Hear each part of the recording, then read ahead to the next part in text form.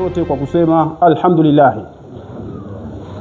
Ndugu zangu Waislamu, bila kuwachosheni, alhamdulillah, katika Ijumaa yetu ya leo msikiti wetu umejaliwa na kupata wageni mbalimbali. Wageni hao sio wengineo bali ni mashehe tofauti tofauti, lakini ugeni mkuu tumetembelewa na ugeni kutoka mkoani. Uongozi wa mkoa umefanya leo utembelee katika msikiti wetu mkuu wa wilaya wa Mafinga. Hivyo bila kuwachosha, niliomba tufanye subira tusikilize ule ujumbe ambao wamekuja nao, kwa sababu Mtume wetu Muhammad sallallahu alaihi wasallam anasema ad-dinu nasiha. Dini yetu hii dini yetu tukufu ya Kiislamu ni dini ya nasaha. Tunastawi, tunakuwa tunafanya ibada kutokana na nasaha mbalimbali ambao wamekuja. Tuanze na mashehe wetu hawa. Kwanza nimkaribishe shekhe katibu wa mkoa Al-Habibi Shekhe Kabigili aje afanye utambulisho na ugeni wake uliotoka mjini. Baada hapo wengineo tutaendelea inshallah. Karibu shekhe. Watukufu Waislamu, kazi ambayo nimepewa na mwenyeji wangu hapa ni ndogo sana. Ni ya kuwatambulisha wageni ambao nimeongozana nao kutoka mkoani.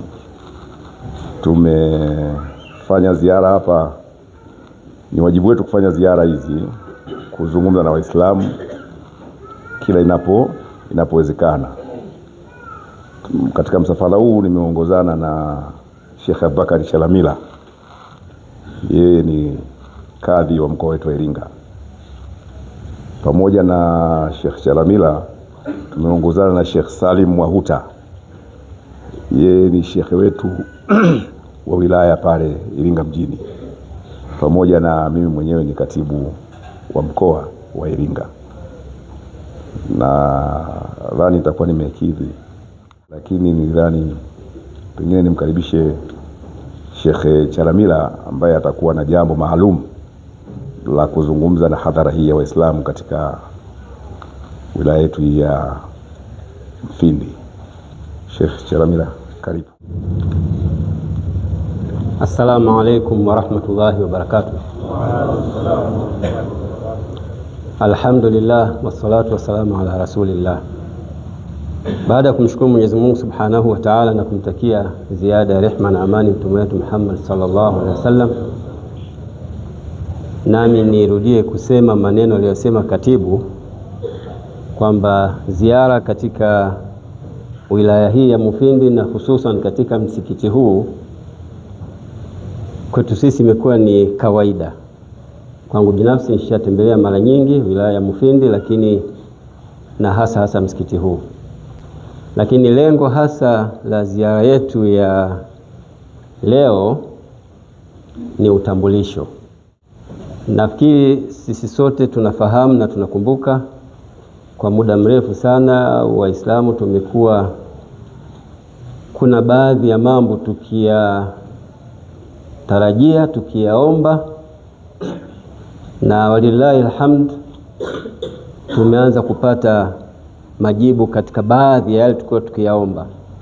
Yapo mengi, lakini moja ambalo hasa ndio madhumuni ya ziara yetu ya leo ni kupata makadhi. Tumekuwa na kadhi wa mkoa. Mikoa mingine walitutangulia walikuwa wana makadhi mpaka wa wilaya, lakini kwa mkoa wetu wa Iringa tulikuwa tuna nafasi moja tu ya kadhi wa mkoa. Maana yake yale masala mbalimbali yanayohusu Waislamu katika maisha yao ya kila siku, ndoa, talaka, mirathi, wakfu, yalikuwa yanalazimika kwenda mkoani.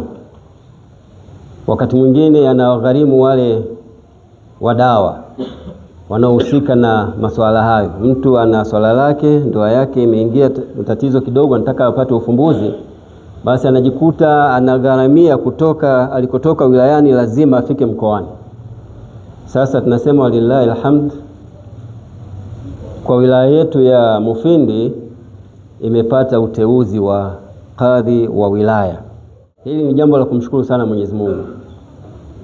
kwamba sasa yale masuala yetu ambayo tulikuwa tunalazimika kwenda mkoani yatashughulikiwa hapa hapa wilayani. Nafikiri baada ya hapo itafuatia uongozi wa wilaya utapanga taratibu, ofisi, ratiba. Kadhi anasikiliza mashauri ya ndoa, mashauri ya mirathi, mashauri ya talaka, siku gani na wapi. Hili nafikiri litakuwa ni la uongozi wa wilaya. Lakini nitumie fursa hii pamoja na kukupongezeni kwa hili, nitumie fursa hii pia vile vile kutoa nasaha. Kabla ya uwepo wa makadhi, mambo yetu mengi ya Kiislamu tulikuwa tunapeleka sehemu ambayo si sahihi, na bahati nzuri kimkuta mtu muelewa anakurudisha sehemu ambayo ni sahihi. Lakini kwa kuwa hatukuwa na makadhi, ilikuwa ni changamoto. Swala la ndoa, swala la talaka, swala la mirathi ukilipeleka mahakamani, wakati mwingine wanapata kigugumizi. Masuala yanayohusiana na imani, nitolee mfano mmoja. Mara nyingi Alhamisi ya kwanza, nafikiri kama sijakosea, Alhamisi ya kwanza ya kila mwezi wa pili huwa ni siku ya sheria nchini. Ni siku ya sheria, yanafanyika mambo mengi, lakini pamoja na hayo yanayofanyika huwa inakuwa ndio mwanzo wa mwaka wa mahakama. Tunapata mialiko mara nyingi, tunahudhuria. Tuna nafasi ya kuzungumza, nafasi ya kuomba dua, lakini nafasi ya kutoa nasaha. Mwaka mmoja, wakati siku inayofuatia ilikuwa ndio siku ya sheria Tanzania, ilikuwa jioni, nakumbuka mida kama saa 2, nikifuatilia kipindi kimoja katika channel ya TBC. Walikuwa ni mawakili wasomi wakizungumzia siku inayofuatia siku ya kesho, ambayo ni siku ya sheria. Wakawa wanazungumzia masuala ya sheria kiujumla. Bahati nzuri kwa namna moja au kwa namna nyingine, muendesha kipindi, mtangazaji, na wageni wake ambao ni mawakili wasomi aliowaalika, hakukuwa na Muislamu hata mmoja. Wote walikuwa si Waislamu. Nimesema bahati nzuri kwa namna fulani kwa maana nitakayoelezea. Wakati wanatoa maelezo, mmoja akasema hakuna sheria iliyokamilika katika masuala ya mirathi iliyokamilika na iko vizuri kama sheria ya Kiislamu. Nasema ni bahati nzuri kwa sababu ushuhuda huu unatolewa na mtu ambaye si Muislamu. Na niliposema bahati nzuri kwamba wale wahusika wote si Waislamu, si bahati nzuri. Lakini kwa hichi alichokisema, akitoa ushuhuda kwamba sheria iliyokuwa nzuri na iliyokamilika katika masuala ya mirathi hakuna kama sheria ya Kiislamu. Na yeye si Muislamu, bali ni wakili, ni msomi, kasoma, anajua vizuri na kapata bahati kuipitia kidogo sheria ya Kiislamu. Aliposema neno hili, wenzake wakataka kujua kwa nini. Lazima utoe hoja. Kwa nini unasema sheria ya Kiislamu ndio iko vizuri katika masuala ya mirathi?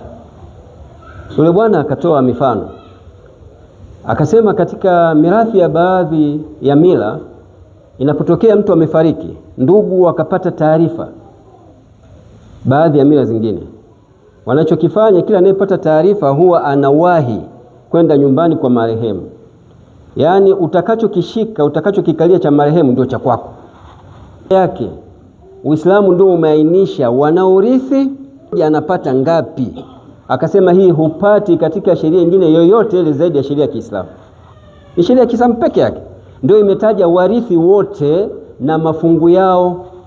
Hakuna mgogoro kabisa katika mirathi ya Kiislamu. Ushuhuda huu anautoa wakili msomi wala sio Muislamu. Ndio maana nikasema hii ni bahati kwetu sisi. Mambo yetu mengine tunayapeleka huko, wanatatizika, wanashinda kuyatatua. Ukimkuta mtu anajielewa, anakuambia kwani huko ulikotoka hakuna taratibu? Wewe ni dini gani? Muislamu. Nafahamu katika Uislamu kuna 1, 2, 3, kwa nini msiende huko? Wakati hao makadhi hawapo, mambo yetu mengi sasa tushindwe sisi tu. Fursa ishatolewa. Fursa ishatolewa, wapo makadhi wa mikoa, wapo makadhi sasa anakuja mpaka wilayani. Hatuna sababu tena mambo yetu kuyapeleka kwa watu ambao kwanza hawayawezi, na uzuri zaidi kama nilivyosema, ukimkuta mtu muelewa anakuwekea wazi kwamba hili bwana, sisi bwana, labda ukaanzia huko. Kwa watu ambao tunakutana nao huwa wanaanza kwenda mahakamani, lakini mara nyingi huwa wanashauriwa kuanzia katika mabaraza ya usuluhishi ya dini, ambao watakwenda kwa kadhi, kwenda katika mabaraza ya usuluhishi. Sasa sikutaka kutumia muda mrefu sana, lakini nitoe mfano mmoja tu wa kesi moja ambayo ilianzia kwa kadhi. Mmoja kati ya wahusika wa kesi hiyo hakuridhika, akaenda mahakamani. Ilipofika mahakamani, kadhi akatakiwa kwenda kutoa maelezo mahakamani. Ikaonekana kule alikotoka kulikuwa kuna nafuu zaidi. Ilikuwa ni kesi ya wanandoa, na kesi yenyewe ilikuwa katika sura kama hii. Mtu kapishana na mkewe, wakafika sehemu, yule bwana uvumilivu ukamshinda, akamtaliki mkewe, akampa talaka. Baada ya kumpa talaka mkewe akakaa eda. Eda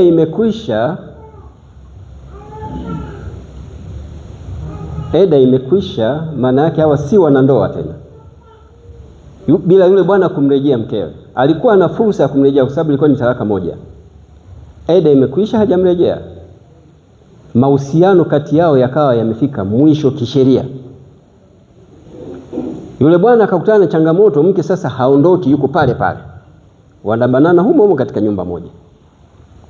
Changamoto ndio imeanzia hapo. Na kwa kutoelewa, inawezekana aliyeanza kulalamika alikuwa ni mke, kwamba bwana sasa ananitaka niondoke katika nyumba yake.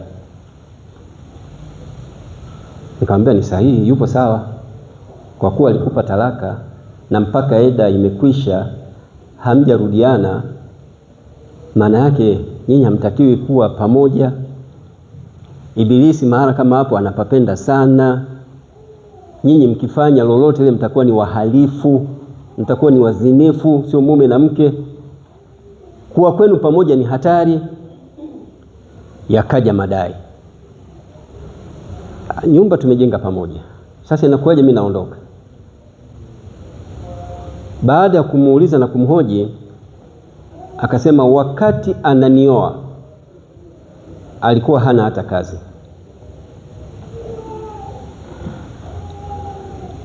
Ninamsikiliza, anajenga hoja. Leo hii tumejenga nyumba, akanipa talaka, afa ananifukuza nyumba, namwachia. Kibaya zaidi anataka kuoa mke mwingine. Kaambia ni haki yake. Kashangaa kidogo sasa. Halafu atakaa naye kwenye nyumba yangu. Kama umesema wakati anakuwa alikuwa hana kazi, ni mpaka leo hana kazi? Hapana, baadaye alipata kazi. Alipopata kazi akasema akanunua kiwanja. Nikamuuliza kwa mshahara wake, akasema ndio. Nini kafuatia? Akaanza kujenga kwa mshahara wake, akasema ndio. Sasa basi nyumba ni yake, si yenu. Hakuridhika na namna nilivyokuwa nikimweleza, akaamua kutoka, akaenda mahakamani, akaeleza alivyoeleza mahakamani. Niliitwa mahakamani kwenda kutoa ushuhuda kama ile kesi imepitia kwa kadhi. Tufika mahakamani, nikaapishwa kwamba nitakachosema ni kweli kweli tupu. Mungu nisaidie, na kushikishwa msahafu. Naam Sheikh Kadhi, hebu tuelezee swala hili limepita vipi kwako? Umelihukumu vipi? Alikuwepo hakimu, wazee wa baraza la usuluhishi 2, akina mama 3, wote watu wazima. Mlalamikaji yupo hapo, mlalamikiwa yupo pale. Nikaeleza mchakato ulivyokwenda na madai aliposimamia huyu mama. Vile vile nilivyokuwa nikimuuliza tukihojiana, ndivyo nilivyosema mbele ya baraza la usuluhishi la mahakama. Ilifika sehemu nilimuuliza swali moja, akina mama wote wakamtazama mlalamikaji, kwamba huyu bwana baadaye alipata kazi, akanunua kiwanja kwa mshahara wake, akajenga nyumba kwa mshahara wake. Swali mmoja, ndoa yenu ina muda gani? Wakasema ina miaka 10 karibu na nusu. Katika miaka 10 na nusu, kama mke ulifanya shughuli gani ya kuingiza kipato japo kidogo, hata kupika maandazi? Sasa sijafanya kazi yoyote. Akina mama wote wakamtazama hivyo. Swali ambalo nilipomuuliza mimi katika ofisi ya kadhi, alianza kulia pale mbele ya kina mama ambao walikuwa ndio watetezi wake wakubwa. Mnaona walimshangaa ni mwanamke wa namna gani, hajishughulishi kwa chochote kile. Mwisho wa siku anadai nyumba ya kwao wote. Nilipofika hapa, hakimu alikuwa ni kijana tu, akaniuliza swali moja, shekhe, kwani katika Uislamu ushauri una nafasi gani? Kaambia ushauri una nafasi kubwa tu. Akanipa mfano, asema mfano, nitaka kununua simu. Hakimu akatoa mfano, simu kama hii, simu ndogo tu, lakini mke wangu akanishauri, akasema hapana mume wangu, ulimwengu mbadilika, tafuta simu kubwa angalau kidogo ujue yanayojiri duniani, pata simu kubwa kama hii. Nikanunua simu kubwa. Haya yote anazungumza hakimu. Baadaye akarudi kuniuliza, hapo unasemaje shehe? Kaambia mheshimiwa hakimu, maana ya huu mfano wako kwamba mkeo ni mmiliki pia wa hiyo simu kwa sababu kakushauri ununue simu hiyo. Anasema ndio maana yake. Kaambia sawa, tunashauriana katika mengi. Inatokea kuna kipindi mtu anataka kuoa, nimeona sehemu katika nyumba fulani yupo binti, nimeulizia tabia zake zikanivutia. Hivi wale walionishauri kwamba huyu binti anafaa nikimuoa anakuwa mke wetu wote? Hakimu asema shehe, umemaliza, nenda bwana. Nilichokuwa nakitaka kutoka kwako tumemaliza, nenda. Nikatoka nikawacha na kesi yao inaendelea pale. Amini usiamini, wale mabwana wako pamoja tena, yaliisha. Tusipende kukimbilia sehemu ambazo sio sahihi. Uislamu umekamilika, hakuna kitu kimeachwa. Mambo yote yapo huku kwetu. Huko tunakokwenda wakati mwingine wanababaika. Ndio maana nikasema ukimkuta mtu anayejielewa atakurudisha huko huko. La mwisho ni nasaha sana sasa kwa bwana Jamali. Ametukumbusha khatibu katika hutuba juu ya kwamba mambo yote anayapanga na kuyagawa Mwenyezi Mungu Subhanahu wa Ta'ala, lakini katika swala zima la uongozi, uongozi ni amana, uongozi ni dhima kubwa, na hasa uongozi huu wa qadha, kusimamia kesi za watu. Anasema Mtume sallallahu alaihi wasallam, man wuliya alqadha faqad dhubiha bighairi sikin, atakayepewa nafasi ya usimamizi wa kesi za watu kuwa kadhi, huyo amechinjwa bila ya kisu. Maneno mazito sana. Vitu vingine unaweza ukatamani, lakini dhima yake ni kubwa kuliko maelezo. Ukipewa jukumu la kuwa kadhi, Mtume anasema wewe umeshachinjwa bila ya kisu. Kazi ya kuhukumu kesi za watu si ndogo.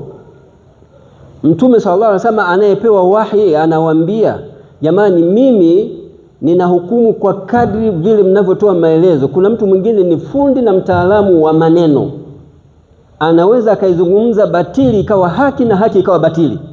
Ukutane naye huyu kwenye kesi, ni mtihani. Ni mtihani kabisa. Yuko vizuri kwenye kujipanga maneno, viapo, Yaani kabisa batili inakuwa haki na haki inakuwa batili.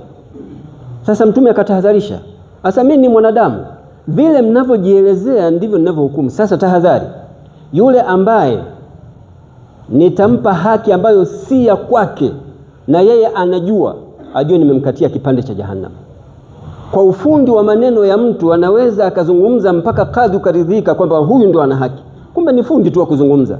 Mwingine upande wa pili hawezi kujieleza, nabaki analia tu. Kadhi umeridhishwa na maneno ya ambayo yametokana na ufundi wa huyu bwana, ukampa haki. Na ndio maana katika hadithi nyingine Mtume sallallahu alaihi wasallam anasema, idha jitahada alqadhi fa asaba falahu ajran. Kadhi akijitahidi, kwa hiyo inachofanyika kwa kadhi ni jitihada, anawasikiliza watu halafu anaingiza jitihada yake, hapa haki iko wapi. Kadhi akijitahidi halafu akapatia, anapata ujira mara mbili. Kadhi akijitahidi halafu akakosea, anapata ujira mara moja. Ni swala la kujitahidi.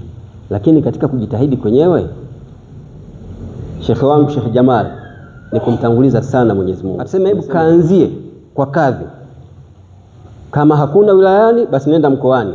Hiyo ilikuwa ni habari iliyopita, lakini sasa hivi tuna kadhi wa wilaya. Tunapaswa kumshukuru Mwenyezi Mungu kwa hili. Takbir.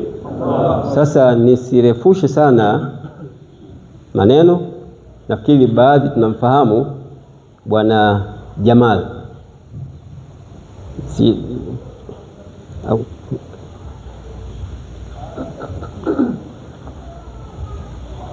Huyu bwana ndio kadhi wetu mteule wa wilaya.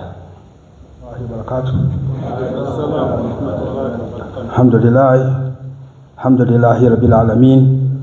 Ashhadu an la ilaha illa Allah waliyus salihin wa ashhadu anna Muhammadan abduhu wa rasuluhu arsalallahu ta'ala bil huda wa dinil haqq liyudhhirahu ala dini kullihi walau karihal mushrikun. Wa ba'd. Baada ya kumshukuru Allah subhanahu wa ta'ala na kumtakia ziada za kheri bwana Mtume. Ndugu watukufu wa Kiislamu, ama hakika tunamshukuru Mwenyezi Mungu subhanahu wa ta'ala kwanza kutujalia na kutuwezesha kuja kutekeleza ibada hii ya swala ya Ijumaa. Tunamuomba Mwenyezi Mungu subhanahu wa ta'ala tutakabalie sote, innahu waliyudhalika wa yuqadiru alayhi. Ndugu zangu, jambo la kwanza ni mshukuru Mufti na Shehe Mkuu wa Tanzania Dr. Sheikh Abubakar Zubeir ibn Ali Mbwana kwa kuweza kuniteua mimi kuwa kadhi wa wilaya hii ya Mufindi. Lakini shukrani kubwa izipeleke katika baraza la ulama wilaya ya Mufindi, moja kwa moja kwa shekhe wetu mzee wetu Sheikh Ngwada na timu yake kuniona mimi katika watu miongoni mwa watu ambao wanaweza wakafaa kusimamia jambo kama hili. Lakini si hivyo, ni shukuru kwa jina hili kupelekwa katika ngazi ya mkoa na hatimaye mashehe hawa kuona kweli inafaa na inapaswa kusimama katika jukumu kama hili. Nimshukuru kwa pekee kabisa katibu wetu shekhe wetu mzee Kabigili pamoja na timu yake Sheikh Chalamila, kwa maana ya kadhi wetu wa mkoa. Wamejifundisha au wametufunza tukiwa chuoni, basi shukrani hizi si ndogo, ni shukrani zangu kubwa kutoka moyoni. Hata nikisema nashukuru bado haitoweza kutosheleza kitu chochote. Ndugu zangu, katika kutoa shukrani zangu nisiache kuwashukuru nyinyi Waislamu katika mji huu au wilaya yetu hii ya Mufindi, pamoja na Waislamu wa Kinyanambo si ambao tupo nao bega kwa bega katika shughuli nyingi za Kiislamu na migogoro mingi ya Kiislamu ambayo kwamba inayojitokeza, migogoro ya kifamilia, ngazi ya kifamilia, ngazi ya Waislamu ambayo inayojitokeza katika mji wetu, nikiwemo na viongozi wangu wakina Sheikh Ramadhani Mdoyo na Ustadhi Adinani, tukiwa sambamba kabisa katika kutatua migogoro hiyo. Ikiwa tunaona inatuzidia, huwa tunaileta hapa wilayani. Hata kabla sikuchaguliwa kuwa kadhi wa wilaya tulikuwa tukiisikiliza, lakini baada hapo tunaileta kwenye ngazi ya wilaya. Tunashirikiana nao vizuri, tuna ilaka nzuri, tuna mafungamano mazuri. Kwa hiyo mafungamano haya na ushirikiano huu tutauendeleza, hatutoweza kuacha. Lakini pia yanapokuwa yanashindikana hapa, huwa tunayapeleka kwa kadhi wa mkoa Sheikh Chalamila huwa anapokea kesi kutoka huku zinakwenda kule. Walilahi alhamdu, tutaendelea kufanya hivyo. Naomba nizungumze jambo moja kwa sababu muda umezidi kwenda. Katika moja katika salaf ridwanullahi ta'ala alaihim ajma'in, katika zama za Bwana Mtume Muhammad sallallahu alaihi wasallam, na hadithi hii ipo katika na amepokea al-Imamu Bukhari na ipo katika sahihi al-Imamu Muslim, hadithi ambayo kwamba anasema wanasimulia kutoka kwa Anas ibn Maliki na Huzaifa ibn Yaman. Wanasimulia, wanasema safari moja lilitoka kundi kutoka katika mji fulani unaitwa Najran, wakaja kwa Bwana Mtume Muhammad sallallahu alaihi wasallam, wakawa wanamwambia Mtume, wanasema ya Rasulullah, ewe mjumbe wa Mwenyezi Mungu, ib'athu ma'ana rajulan amina. Wakawa wanamwambia ewe mjumbe wa Mwenyezi Mungu, tunaomba Bwana ututafutie mtu muaminifu. Lakini kumbuka, wanaposema maneno hayo, ndani katika ule msikiti yuko Sayyidina Abubakar Siddiq, Umar ibn Khattab, Uthman ibn Affan, Ali ibn Abi Talib na masahaba wengi ambao kwamba mnaowajua nyinyi na msiowajua walikuwepo. Lakini bado wanatafuta mtu muaminifu, mtu kadhi ambao kwamba anaweza akasimama kuhukumu mambo ambayo kwamba yanayowahusu wao Waislamu. Mtume Muhammad sallallahu alaihi wasallam akasema, ba'athana ilaikum rajulan aminan haka amin, kwamba kesho nitawatafutieni au nitawatumieni mtu muaminifu haka amin, muaminifu kisawa sawa. Aliposema maneno hayo, unaambiwa baada ya kutoka Mtume, imekuja riwaya kama ilivyokuwa imepokelewa katika riwaya, wanasema fastasharafa alaiha nasu, kila mmoja atamani kuwa katika wale maswahaba, kila mmoja alikuwa anatamani kuwa yeye ndiye achaguliwe kuwa ni muaminifu, au achaguliwe kuwa yeye ndio kadhi wa kusimamia masala yale ya wale watu wa katika lile kundi la watu la Najrani. Basi kuliko kucha, Mtume Muhammad sallallahu alaihi wasallam akawa amekuja. Alipoingia msikitini akasimama, akatoa salamu, kisha akasema kum ya Aba Ubaida, akasema simama ewe Aba Ubaida. Masahaba wakashangaa, na huyu sahaba ambaye kwamba alikuwa hana sifa katika wale masahaba wanne ambao kwamba niliokuwa nimewataja, ina maana huyu amemshinda uaminifu Saidina Abubakar Siddiq au Umar ibn Khattab? La, wallahi, Mtume alikuwa hana maana ya kwamba yule aliyechaguliwa kwamba ndio muaminifu sana kushinda watu wengine. Hapana. Maana yake ni nini? Maana yake uongozi unatoka kwa Allah subhanahu wa ta'ala, si jambo ambalo kwamba linakuja katika namna fulani. Hapana, ni neno ambalo linatoka kwa Mwenyezi Mungu subhanahu wa ta'ala. Na pia Mtume Muhammad sallallahu alaihi wasallam akamalizia katika hadithi akasema inna likulli ummati amin wa aminu hadhihi al-umma Abu Ubaida ibn Jarrah al-Fayli radhiyallahu anhu warda. Akasema hakika katika kila umma una muaminifu, na muaminifu katika umma huu na Sayyidina Abu Ubaida. Kwa maana aliposema hivyo, sio alikuwa na maana kwamba wale wengine sio waaminifu. Hapana, kwa maana wote walikuwa waaminifu, lakini ni sharaf na ghadhab kubwa ambayo imetoka kwa Bwana Mtume Muhammad sallallahu alaihi wasallam, na ni karama ambayo kama ni baraka imetoka kwa Mwenyezi Mungu muangukia yule Sayyidina Abu Ubaida radhiallahu anhu warda. Sasa kwa kumalizia, Waislamu, vile vile kuna hadithi ambayo kwamba imepokelewa na Imam Ahmad katika Fadhailu Sahaba na al-Imam Tabarani katika Mu'jam Kabir. Anasema Mtume Muhammad sallallahu alaihi wasallam, moja katika usia wake aliyokuwa ametuhusia sisi Waislamu, alisema sayukamisuka Allahu kamiswa. Mtume Muhammad sallallahu alaihi wasallam alisema maneno haya, anasema sayukamisuka Allahu kamiswa, kwamba Mwenyezi Mungu subhanahu wa ta'ala akikuvalisha nguo anakusudia ukhalifa. Fa idha aradaka almunafiquna ala khari'ihi fala takra'u, kwamba watakapokuwa umejitokeza watu wanafiki ambao kwamba wanaotaka kukutoa katika ule ukhilafa, katika ule ukhalifa wako, fala takra'u, wakakutia maneno usitoke, usiache. Maana kuna watu ambao kazi yao huwa wanaangalia wewe umepewa uongozi, basi wanaanza kukutia maneno ambayo kwamba yanaweza kukutia maudhi uzile. Wapo maimamu ambao tunawaona Imamu unakuta tumemtanguliza mbele akasikia maneno fulani, unakuta anazila. Sasa kama ndio hivyo basi mwenyewe mimi sitaki tena. Au mwalimu wa madrasa anafundisha madrasa akasikia baadhi ya vitu na nini, akaanza kuzila, akaacha darasa lenyewe afundishe. Si hivyo. Anasema fa idha arada kal munafiquna ala khadihi fala takla'ahu. Usiache uongozi, yani ukao ni mtu wa kuzila unasusa. Hapana. Mimi namuomba Mwenyezi Mungu Subhanahu wa Ta'ala anijalie niweze kusimama katika nafasi yangu hii kama kadhi wa wilaya, na ninamuomba Allah Subhanahu wa Ta'ala atutakabalie sote tuwe wamoja. Mimi nitaendelea kushirikiana pamoja na shekhe wetu, shekhe wa wilaya, na ndio kiongozi wetu huyu. Mambo yatakapokuwa yamejitokeza, mashekhe wenye elimu wapo wengi, tutahusishana, tutaendelea kukaa kama ofisi kuweza kuona ni namna gani tunaweza tukatengeneza Uislamu wetu na tukatengeneza ilaka yetu kati ya sisi na Mola wetu subhanahu wa Ta'ala.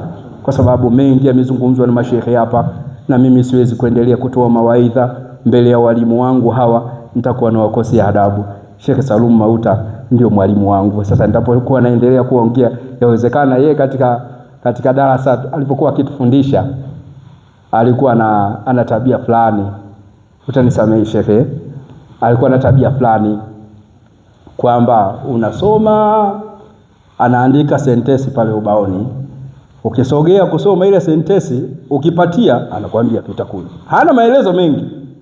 Anasema inna Allaha. Sasa hajaweka ilabu zile, yeye kaandika tu. Wewe soma, ukisema inna Allahu, kuvuta konzi unapita pembeni. Anatoka kuja mwingine, soma. Ukisoma ile unapigwa konzi, yani ndio ilikuwa hivyo.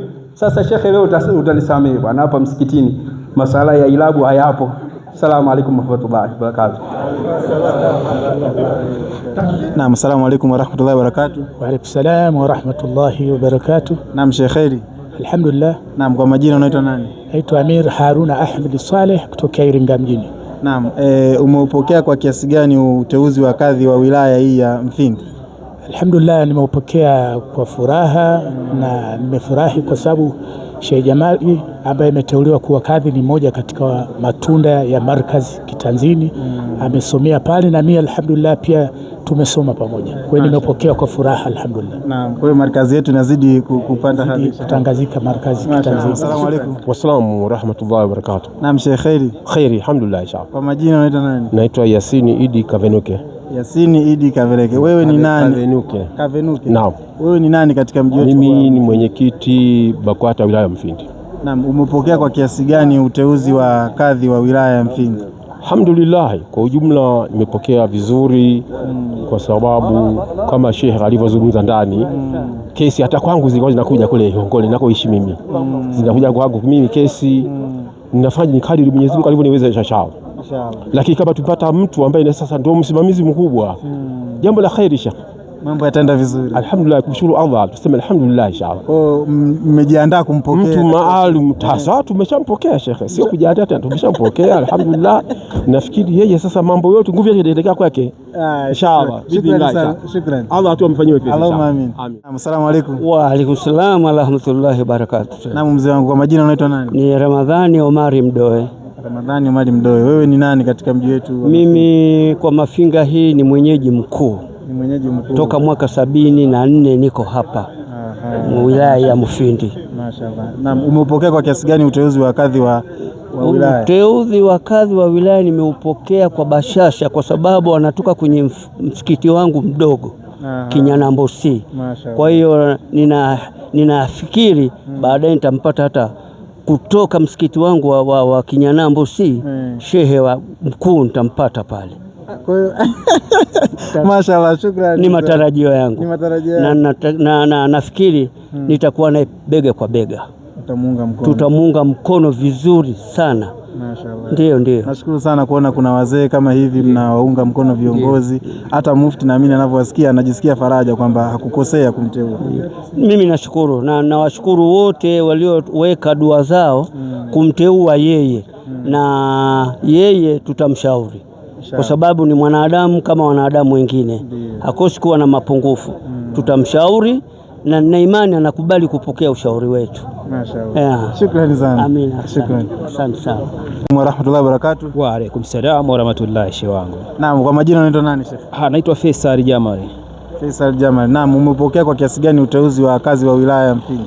Kwanza nimeupokea kwa bashasha sana kwa sababu ni muda mrefu sana toka hii wilaya inazaliwa haijawahi kupata kazi. Kwa hiyo sisi kama wakazi Waislamu wa eneo hili la wilaya ya Mufindi tunashukuru sana kwa hilo. Na mpo tayari kumpa sapoti kuzipeleka kesi? Maana tumemsikia kadhi wa mkoa amesema mna kaida kukimbilia mahakamani. Wewe hili kwa upande wako, je, tutakuwa tayari kuzipeleka kesi kwa kadhi wa wilaya? Kuanzia sasa hivi sisi tuko tayari kabisa na kushirikiana na kazi wetu wa wilaya hii ya Mfindi Bwana Ali Habibi Jamali Mangula, kwa sababu ni mtu wa watu. Ni mtu wa vijana, ni mtu wa wazee. Yeye hachagui kijana wala mzee. Ni jamaa, tutashirikiana naye na shehe wetu tutashirikiana naye kwa uzuri sana. Mashaallah. Ndio. Shukrani sana. Tunashukuru sana mtangazaji. Karibu sana. Asante sana. Assalamu alaykum wa rahmatullahi wa barakatuh. Wa alaykum salamu wa rahmatullahi wa barakatuh. Naam Sheikh, kwa majina unaitwa nani? Kwa majina naitwa Ibrahimu Almasi Saidi. Naam. Umeupokea kwa kiasi gani uteuzi wa kadhi wa wilaya ya Mfindi? Alhamdulillah, tunamshukuru Mwenyezi Mungu Subhanahu wa Ta'ala. Tumeupokea uteuzi huu kwa moyo mmoja, kwa 100%.